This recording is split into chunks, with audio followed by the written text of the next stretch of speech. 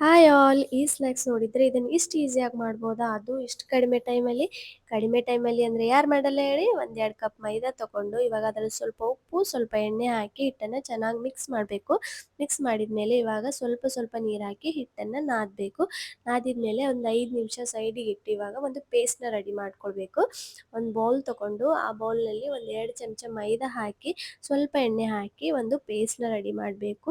Paste ready ಮಾಡಿದ್ಮೇಲೆ ಇವಾಗ ನಾದಿಟ್ಟಿರುವಂಥ ಹಿಟ್ಟನ್ನು ತಗೊಂಡು ಒಂದು 4 ಉಂಡೆಗಳಾಗಿ ಕಟ್ ಮಾಡಿಕೊಂಡು ಉಂಡೆಗಳು ಸಮವಾಗಿರಬೇಕು. ಇವಾಗ ಕಟ್ ಮಾಡಿದ್ಮೇಲೆ ಇವಾಗ ಚಪಾತಿನ ಲಟ್ಟಿಸ್ಕೋಬೇಕು. ಚಪಾತಿ ಲಟ್ಟಿಸಿದ ಮೇಲೆ ಇವಾಗ ಒಂದು ಚಪಾತಿ ಹಾಕಿ ಅದ್ರ ಮೇಲೆ ನಾವು ರೆಡಿ ಮಾಡ್ಕೊಂಡಿರುವಂಥ ಪೇಸ್ಟ್‌ನ ಅದ್ರ ಮೇಲೆ ಹಾಕಿ ಇವಾಗ ಮೈದಾ ಕೂಡ ಅದ್ರ ಮೇಲೆ ಸ್ವಲ್ಪ ಉದುರಿಸಿ ಅದು ಕೂಡ ಸ್ಪ್ರೆಡ್ ಮಾಡಿ ಮತ್ತು ಬೇರೊಂದು ಚಪಾತಿ ಹಾಕಬೇಕು.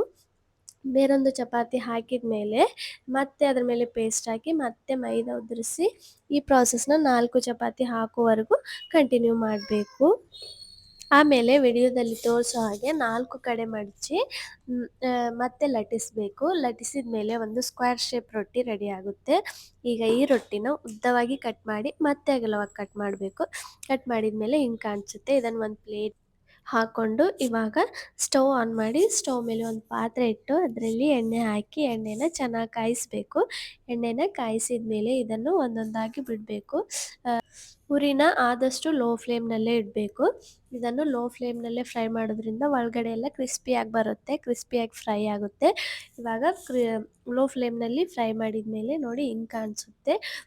ಈವ್ನಿಂಗ್ ಟೈಮ್ನಲ್ಲಿ ಚಾಯ್ ಜೊತೆ ಏನು ತಿನ್ನಬೇಕು ಅನ್ನೋ ಟೆನ್ಷನ್ ಇರಲ್ಲ. ಒಂದು ಸರ್ತಿ ಮಾಡಿಟ್ಟರೆ 1 ವೀಕ್ವರೆಗೂ ಇದನ್ನು ಬಳಸ್ಕೊಳ್ಬೋದು ನಾವು. ಈ ಥರ ಸ್ನ್ಯಾಕ್ಸ್ ಇದ್ದರೆ ಯಾರು ಚಾಯ್ ಕುಡಿಯಲ್ಲ ಅಂತ ಹೇಳ್ತಾರೆ ಹೇಳಿ? ಇವಾಗ ಮಳೆ ಕೂಡ ಬರ್ತಿದೆ. ಈವ್ನಿಂಗ್ ಟೈಮಲ್ಲಿ ಏನು ಬಿಸಿ ಬಿಸಿ ಚಾಯ್ ಜೊತೆ ಏನಾದರೂ ತಿನ್ನಬೇಕು ಅಂತ ಅನಿಸಿದರೆ ಒಂದು ಸರ್ತಿ ಟ್ರೈ ಮಾಡಿ ನೋಡಿ ನೀವು ಕೂಡ. ನೋಡಿ ಹೆಂಗೆ ಬಂದಿದೆ ಅಂತ. ನೀವು ಕೂಡ ಟ್ರೈ ಮಾಡಿ ಹೇಳಿ.